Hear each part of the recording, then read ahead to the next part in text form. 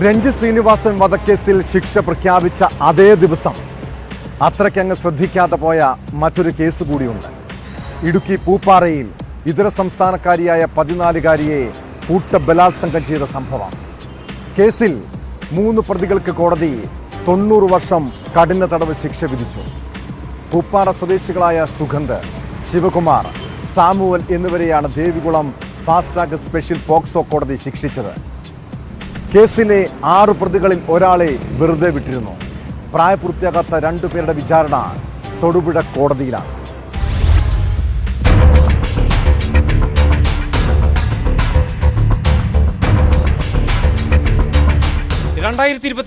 മെയിലാണ് സംഭവം. ഇടുക്കി പൂപ്പാറയിൽ സുഹൃത്തുമൊത്ത് തേയിലത്തോട്ടത്തിലെത്തിയ പെൺകുട്ടിയെ പൂപ്പാറ സ്വദേശികളായ പ്രതികൾ പീഡിപ്പിക്കുകയായിരുന്നു. പെൺകുട്ടിയുടെ ഒപ്പമുണ്ടായിരുന്നയാളെ ക്രൂരമായി മർദ്ദിച്ച ശേഷമായിരുന്നു പീഡനം. സംഭവത്തിൽ പ്രായപൂർത്തിയാവാത്ത 2 പേർ ഉൾപ്പെടെ 6 പ്രതികൾ ആണ് ഉണ്ടായിരുന്നത്. കൃത്യത്തിന് സഹായം ചെയ്ത 4-ാം പ്രതിയെ സംശയത്തിന്റെ ആനുകൂല്യത്തിൽ കോടതി വെറുതെ വിട്ടു. 1 മുതൽ 3 വരെ പ്രതികളായ സുഗന്ധ്, ശിവകുമാർ, സാമുവൽ എന്നിവർക്ക് ദേവികുളം ഫാസ്റ്റ് ട്രാക്ക് സ്പെഷ്യൽ കോടതി ജഡ്ജി PS സിറാജുദ്ദീൻ 90 വർഷം തടവ് വിധിച്ചു. ഇവർ 40,000 രൂപ വീതം പിഴയടക്കണം. ഈ തുക പെൺകുട്ടിക്ക് കൈമാറാനും കോടതി വിധിച്ചു. പിഴത്തുക അടച്ചില്ലെങ്കിൽ 8 മാസം കൂടി തടവ് അനുഭവിക്കണം. 1 മുതൽ 3 വരെയുള്ള പ്രതികൾക്ക് ശിക്ഷ വിധിച്ചിരിക്കുകയാണ് കോടതി. അതിൽ വിവിധ വകുപ്പുകൾ പ്രകാരം, അതായത് IPC, പോക്സോ ആക്ട്, പിന്നെ പോക്സോ ആക്ട് പ്രകാരം ടോട്ടല് 90 വർഷം കഠിന തടവാണ്. 90 വർഷം കഠിന തടവും 40,000 രൂപ പിഴയും. ഇത് ഫൈന് അടച്ചില്ലെന്നുണ്ടെങ്കിൽ 8 മാസം കൂടെ കഠിന തടവ്.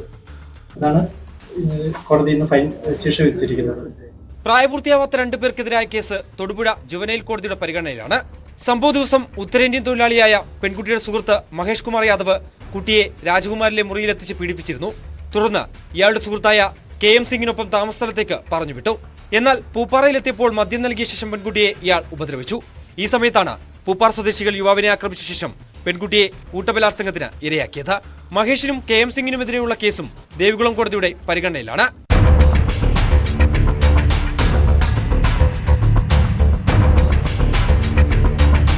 ന്യൂസ് 18 ഇടുക്കി.